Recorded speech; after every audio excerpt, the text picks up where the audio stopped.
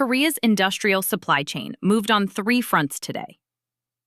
Samsung SDI locked in the largest share of a $703 million ESS contract.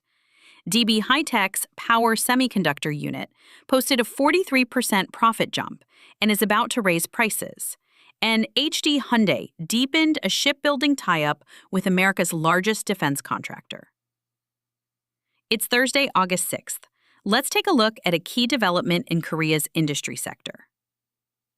Samsung SDI secured a policy loan of 350 billion won, about $246 million, at roughly 3% interest to fund its role in Korea's government-led energy storage build-out. Power semiconductor demand is climbing as AI data centers and robotics adopt more chips. And DB HiTek's 8-inch foundry lines are filling as TSMC and Samsung Electronics shift capacity toward 12-inch wafers. Washington's latest defense authorization language now permits Korean shipyards to build U.S. Navy vessels, a first for the Pentagon's official planning documents. Here's what the numbers show. 563 megawatts went to Samsung SDI in the first round of Korea's ESS central contract tender, a 79% share against LG Energy Solutions' 21%. SK On then won 50.3% of the second round's 565 megawatts, ahead of Samsung SDI's 35.7% and LG Energy Solutions' 14%.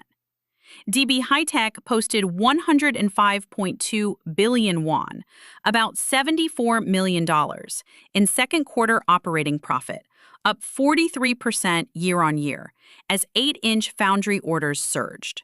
Revenue climbed 23% to 414.5 billion won, about $291 million, pushing operating margin to 25%.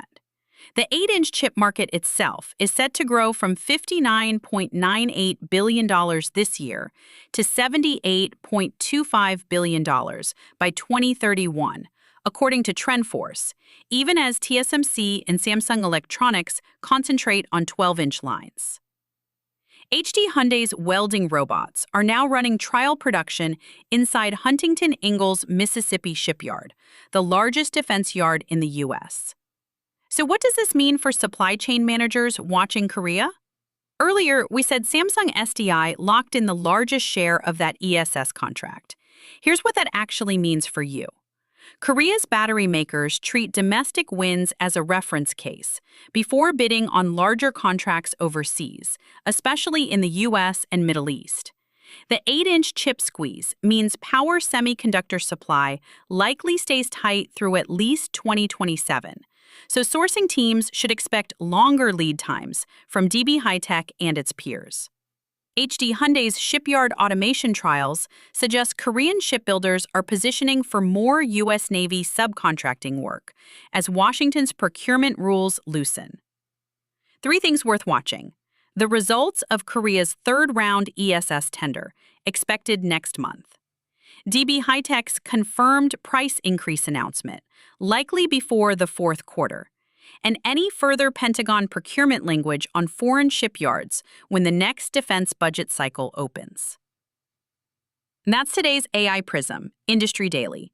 This episode was produced with AI assistance based on Seoul Economic Daily reporting and reviewed by a human editor. AI Prism is a Won IFRA award-winning series. We'll be back tomorrow.